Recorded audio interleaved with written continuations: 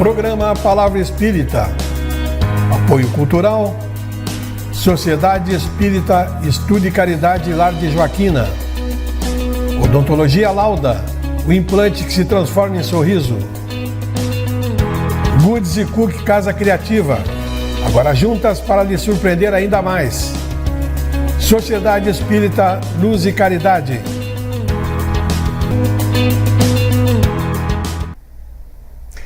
Estamos iniciando mais um programa Palavra Espírita, agradecendo aos nossos apoiadores culturais, Sociedade Espírita Estudo e Caridade Lar de Joaquina, Goods e Cook Casa Criativa, agora juntas para lhe surpreender ainda mais, Odontologia Lauda, o implante que se transforma em sorriso, e Sociedade Espírita Luz e Caridade, a CELC.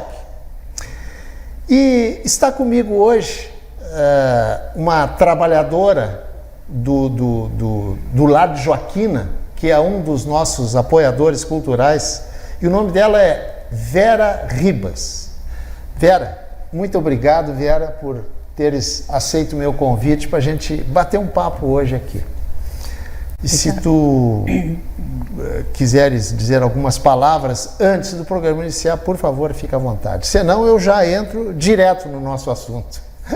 Boa tarde, Jader.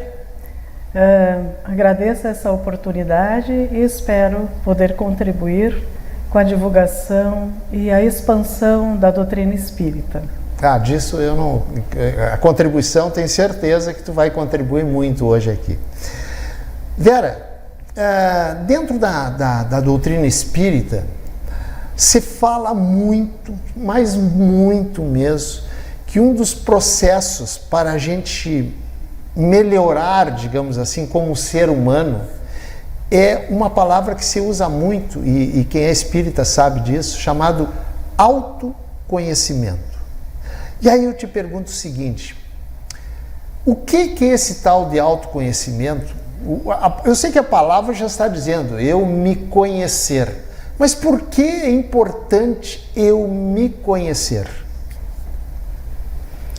Bom, a partir da própria doutrina espírita, os precursores do espiritismo, os precursores como Platão, Sócrates e Aristóteles, o conhecimento socrático filosófico apontado pelo filósofo, conhece-te a ti mesmo, já é uma indicação, já é um convite muito profundo, já antes do advento do espiritismo, para que a gente pudesse destinar algum tempo da nossa vida para cuidar de nós mesmos, para olharmos dentro de nós mesmos, a fim de encontrar a luz divina que habita em cada um de nós.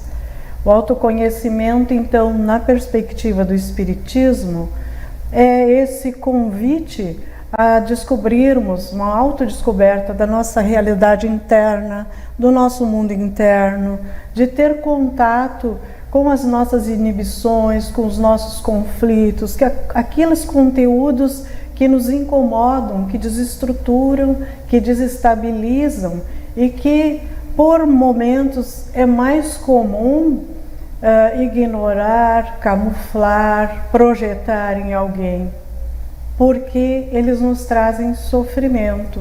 Então, o autoconhecimento é esse movimento de introspecção, de entrar em contato com a realidade interna da nossa própria imortalidade, espíritos imortais que somos. E já desde os precursores, nós já recebíamos este convite. E é um movimento que se continua dentro da filosofia espírita. Agora, Vera, autoconhecimento. Ok, eu me autoconhecer, eu me conheço, ok. Resolvi proceder assim, estou exercitando tudo o que eu devo fazer para me autoconhecer. Termina aí? Não termina aí. Qual é o segundo passo? Bom, como as nossas imperfeições, as nossas carências, os nossos vícios, eles são milenares, é apenas levantar uma pontinha do véu que encobre infinitos aspectos obscuros da nossa personalidade, porque o objetivo nosso é nós desenvolvermos a individualidade com o espírito imortal. É um processo longo, é um processo que desenvolve durante toda uma encarnação e outras, e que a gente já iniciou esse processo em momentos anteriores, antes desse processo agora na atual encarnação. E é bem delicado porque o autoconhecimento também vai nos convidar e nos convocar à autotransformação, porque é um movimento de profundo contato com a nossa sombra, e é contínuo. Nós, durante o dia, cada um de nós, passamos por várias circunstâncias de incongruência, congruência. Esses movimentos que nos desestabilizam, que nos desestruturam, que por vezes a gente pensa que está tudo bem, está tudo tranquilo, está tudo em paz. E quando estamos na casa espírita, diante da psicosfera em que a gente se sente tão bem e tão protegido, sim. Agora, na vida de convivência, na vida relacional com os nossos amores, com os nossos colegas de trabalho, há momentos em que nos desestruturamos.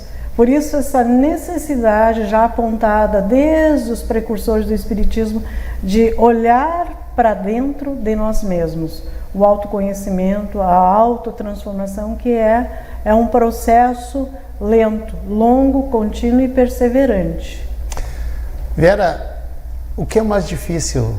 O autoconhecimento ou a autotransformação? O autotransformar-se, transformar-se a si mesmo. Qual é o mais difícil? São... Ótimo, Jarbas. São duas etapas que compõem o mesmo processo da evolução do espírito, numa ascensão em espiral ascendente em direção ao Criador. No autoconhecimento, o espírito, aqui encarnado ou em qualquer dimensão onde ele se encontre localizado, nas dimensões das 7 esferas que compõem a Terra, esse autoconhecimento ele identifica em si que aquele conteúdo lhe incomoda, lhe traz desconforto, lhe traz um sofrimento moral, uma inadequação. Ele reconhece, identifica em si que há um incômodo perante aquela circunstância, aquela situação que já iniciou no seu psiquismo. E na autotransformação, ele introjeta que ele precisa desenvolver e aplicar em si mesmo e por si mesmo aquilo que aprendeu. Exige mais esforço, essa autotransformação dele se perceber nessa individualidade, o que compete a ele fazer, admitir, assumir para si mesmo as suas falhas, incompletudes, imperfeições. O que isso implica em mim? O que eu vou fazer com esse conteúdo? Essa autotransformação. E realmente libertador, porque vai trazer um bem-estar, vai aprender a lidar melhor com as circunstâncias que são do próprio psiquismo da pessoa ou do espírito. Então, a autotransformação, tanto conhecimento, etapas de um mesmo processo na evolução ascensional do espírito imortal. Agora, o espiritismo, a doutrina espírita, tem alguma fórmula para a gente fazer essa autotransformação a partir do meu conhecimento, do meu conhecer interior? Existe uma fórmula ou não? Cada um tem a sua fórmula. Existe a doutrina espírita, dá alguma forma. Para você se autotransformar, você tem que fazer isso, rezar de manhã, rezar de noite, rezar ao meio-dia, ou fazer isso, fazer aquilo. Tem isso, Vera? Olha, Jader, eu pessoalmente não acredito em fórmulas, né? Exceto na física, na matemática e nas ciências exatas. Um indicador saudável de saúde é praticar o bem. É a gente fazer todo o bem que a gente puder com os recursos que se tem. Começando esse bem em si próprio, em si própria. E estendendo ele de toda a multiplicidade que a gente puder praticar o bem. O que auxilia na casa espírita que a gente vai, que você frequenta, você, eu, nós, os passes, assistir às palestras, às exposições públicas, o atendimento fraterno, né, aquele acolhimento todo. Se bem que a vivência da prática do bem, o significado desse bem, que primeiro ele alcança o espírito, aquela pessoa que praticou, ele é indizível. Aquela sensação de bem-estar que vai nos modificando, que vai se transformando dentro da gente, ela é altamente inovadora e reforça em nós a nossa conexão com Deus, como filhos do amor infinito. Vera, vamos dar uma guinadinha e vamos falar em dor, certo? Todo ser humano sente dor, né? Já sentiu, se não sentiu ainda, vai chegar um dia que vai sentir. Qual é a dor mais difícil, digamos assim, de ser debelada, de ser combatida? A dor física ou a dor moral? Essa é pesada mesmo. Bom, muito pertinente. Lá na quarta parte do Livro dos Espíritos, no livro 4, que trata das penas e gozos terrenos, o codificador indaga os espíritos na questão 933 a respeito de se o homem é o artífice dos seus sofrimentos materiais, também ele é o construtor, é o responsável dos seus sofrimentos morais. E a resposta muito clara, muito ética e atualíssima, sim, sim. E que esclarecem os espíritos, o sofrimento material às vezes independe da nossa vontade, da nossa decisão. Independe. Vamos supor, a pessoa está no trânsito, deu um incidente, um acidente em que ela estava no lugar errado, na hora errada. Não conseguiu evitar. Não depende exclusivamente de nós. Enquanto que o sofrimento, a dor moral, ela é muito mais impactante pelo espírito, para o espírito. Elencada por Kardec como as dores da alma. Nesse sentido, o sofrimento moral, a dor moral, ela é muito maior. Ela é mais intensa, porque ela vai mexer com conteúdos muito internos, muito profundos do espírito. Aqueles conteúdos que estão lá nas profundezas do inconsciente e que precisam, sim, em algum momento da vida do espírito imortal, vir à consciência a fim de serem reelaborados e dar um novo significado na racionalidade, na função superior do pensamento e no sentimento.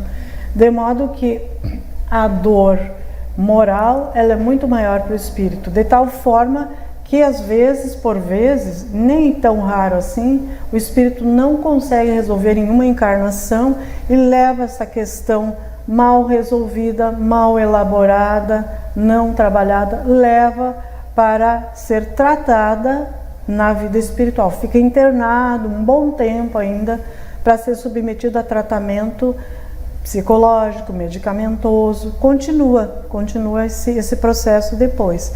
Então a dor moral, ela sim, ela é muito mais intensa, porque vai mexer com aquilo que realmente a gente não quer, as nossas dores da alma. Vera, eu vou iniciar o segundo bloco, porque o nosso primeiro bloco está terminando. Em cima disso tu acabaste de falar. O espírito é tratado lá no mundo espiritual de forma psicológica, etc, etc. Eu quero que tu explique como é que acontece isso lá do outro lado, certo? Certo. Dá para a gente fechar o primeiro bloco dessa forma?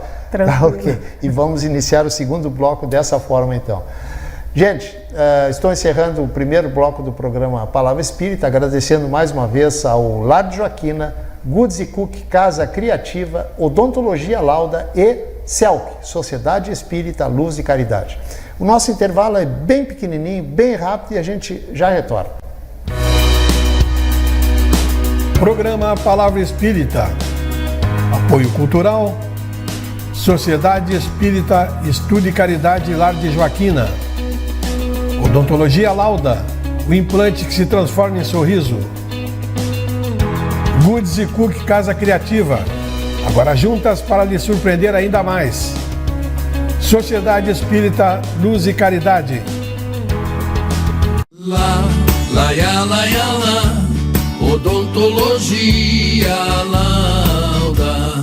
São 40 anos de alegrias, são 40 anos de profissão, são 40 anos de estudos, tecnologias e evolução.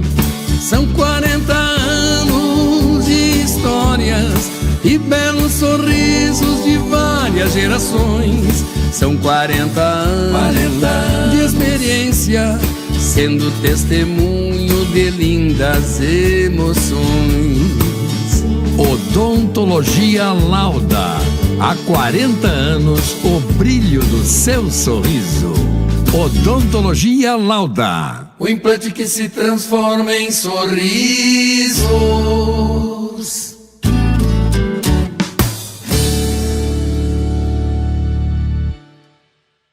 Somos irmãs e vamos caminhar, crescer e distribuir felicidade. Juntas nos tornamos melhores e te surpreenderemos cada vez mais. Vamos espalhar coisas lindas por aí? Agora juntas. Goods e Cook, ainda mais criativas. Em 3 endereços: Santa Maria Shopping, Royal Plaza e uma nova loja na Avenida João Luiz Pozobon.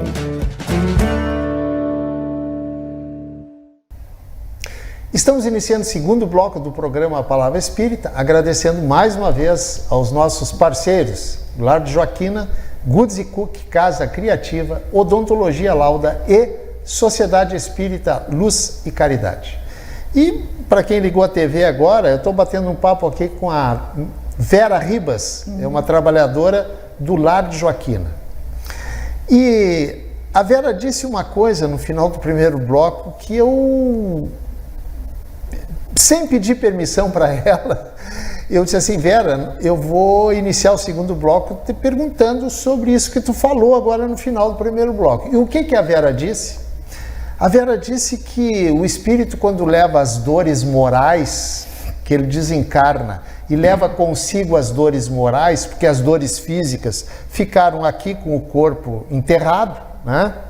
O corpo morto, ele é tratado lá no mundo espiritual por psicólogos. E falaste mais alguma coisa que eu não lembro. Explica para os nossos telespectadores como é que isso acontece. Ele não vai para o céu ou vai para o inferno? Como é que é isso?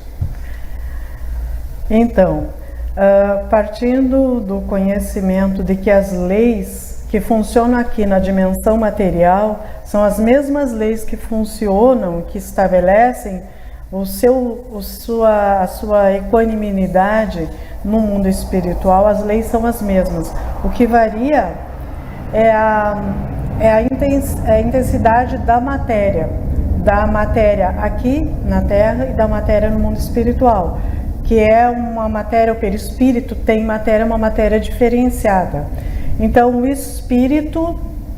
espírito que não contemplou o seu tratamento aqui, o seu tratamento médico espiritual, ele segue se tratando numa internação, numa enfermaria, num hospital, num centro de tratamento no mundo espiritual, com uma equipe responsável por ele, que assume esses cuidados, uma equipe médica, uma equipe de psicólogo, uma equipe de especialistas da área da saúde, que vai tratar a especificidade de cada caso. Isso considerando a realidade individual de cada espírito, a vida dele como foi, o mérito, as orações, todo um processo que envolve aquela encarnação.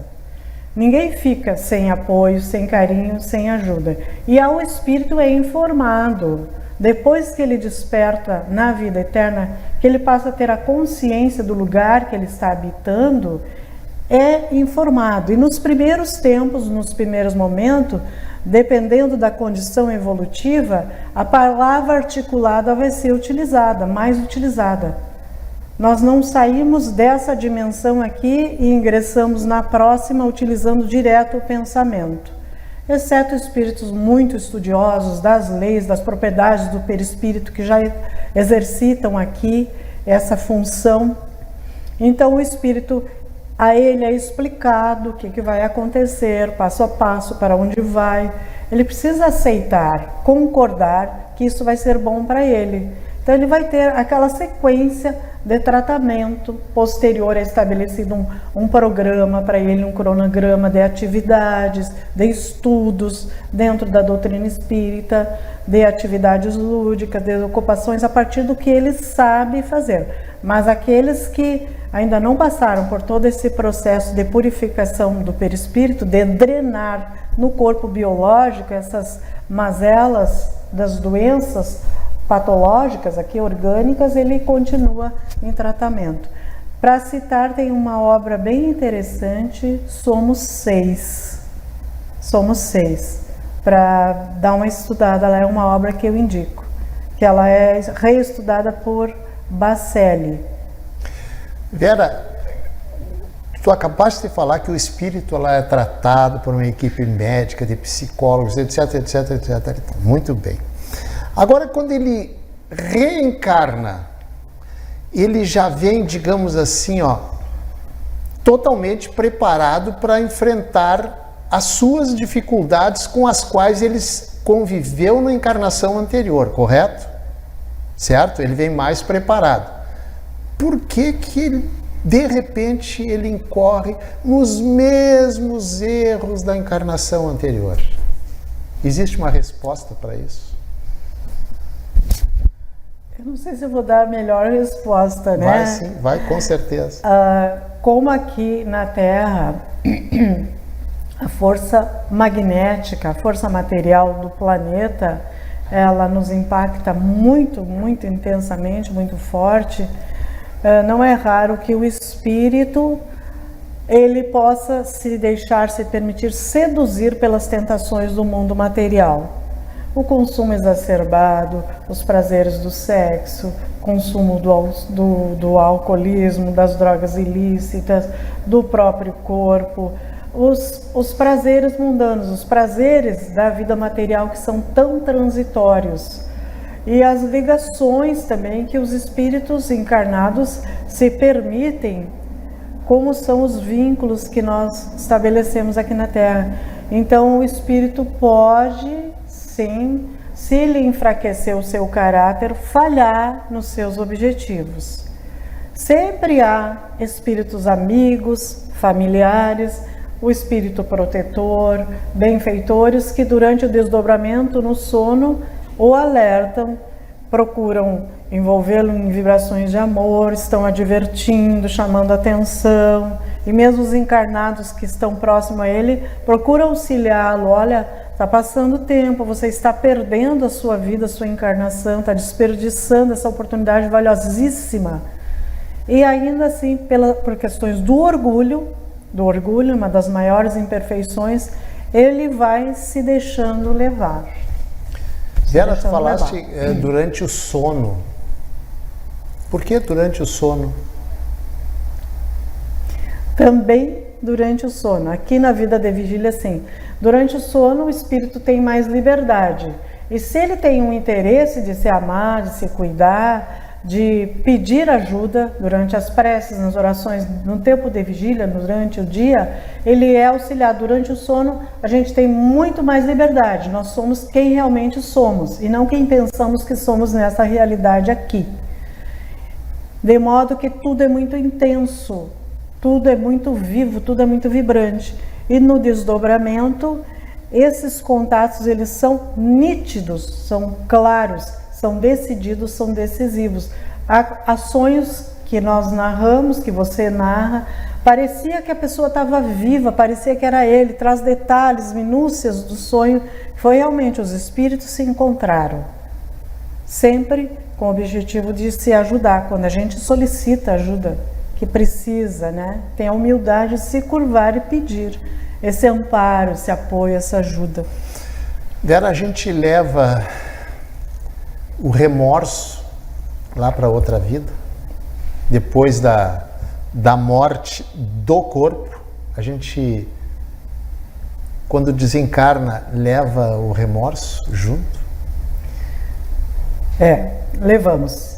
Quem não conseguiu trabalhar aqui essa dor da alma tão profunda, tão tóxica, tão perturbadora, por ter superdimensionado o passado, a culpa, a cobrança, e não ter se atido mais ao que é necessário para si, para sua felicidade, se não foi tratado de uma mínima forma elaborado aqui, o espírito leva no seu patrimônio esse remorso e seus desdobramentos, porque a diferença quando nós saímos daqui é a ausência do corpo.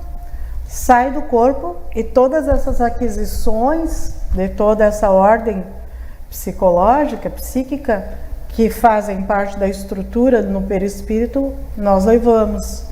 De modo que o remorso segue com o espírito.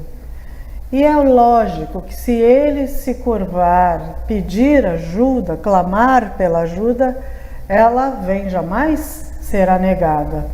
E uma ajuda assim com muito cuidado, muito mais meticulosa, com todos os especialistas responsáveis por aquela área. Provavelmente vai ficar num setor de internação de cuidados mais intensos, mais reservados, e absolutamente tudo dentro das hierarquias espirituais com absoluto respeito, amor e ética. Então esse remorso o espírito leva. E o remorso é aquela parte tóxica do espírito que não consegue se desprender daquilo que já aconteceu, para que abra o seu campo magnético para ele ser auxiliado. E o que puder ser feito aqui, na Terra, enquanto encarnados, muito melhor. Vera, a produção está me dizendo que nós estamos já quase no finalzinho, mas antes eu vou fazer uma pergunta muito particular com relação a ti. Se tu quiser responder, ok. Se não quiseres, tem toda a liberdade de não. Em 30 segundos, tu consegue dizer assim, ó, muito rápido, como eu digo, de forma muito sintética, o que o Espiritismo melhorou em ti? O Espiritismo me trouxe aqui para o coração a mensagem que, para eu amar a Deus e ao próximo, eu preciso desenvolver esse amor aqui comigo, no meu coração, e não permitir a ninguém atribuir o valor que eu destino para a minha vida. Muito bem. Agora, para encerrar, para passar a régua, se tu quiser deixar alguma mensagem para os nossos telespectadores, por favor, aquela câmera ali é toda tua. Fica à vontade. Então, pessoa preciosa, cuide de você, ame-se, valorize-se. Você e nós temos um patrimônio divino dentro de cada um de nós. E cabe a você motivar, incentivar e permitir dar espaço para que a sua luz brilhe onde e com quem você estiver. Muita luz. E com essa mensagem, essas belas palavras da Vera, eu estou encerrando, claro que eu estou encerrando, não sem antes, logicamente, agradecer mais uma vez, Vera. Muito obrigado por tu ter aceito o meu convite para a gente bater esse papo muito, muito, muito interessante hoje aqui. Muito obrigado mesmo, certo? Gratidão eterna. Então são gratidão em dose dupla, uma que vem e outra que... Gente, estou encerrando o programa Palavra Espírita, agradecendo mais uma vez ao Lar de Joaquina, Sociedade Espírita Estudo e Caridade Lar de Joaquina, Goods e Cook Casa Criativa, agora juntas para lhe surpreender ainda mais, Odontologia Lauda, o implante que se transforma em sorriso, e Sociedade Espírita Luz e Caridade. Por falar na Luz e Caridade, um abraço para o meu amigo Moacir Germani. Gente, agora sim, encerrando o programa Palavra Espírita, agradecendo e convidando você para nos assistir no nosso próximo encontro. Tchau! Programa Palavra Espírita. Apoio Cultural. Sociedade Espírita Estudo e Caridade Lar de Joaquina. Odontologia Lauda, o implante que se transforma em sorriso. Goods e Cook Casa Criativa, agora juntas para lhe surpreender ainda mais. Sociedade Espírita Luz e Caridade.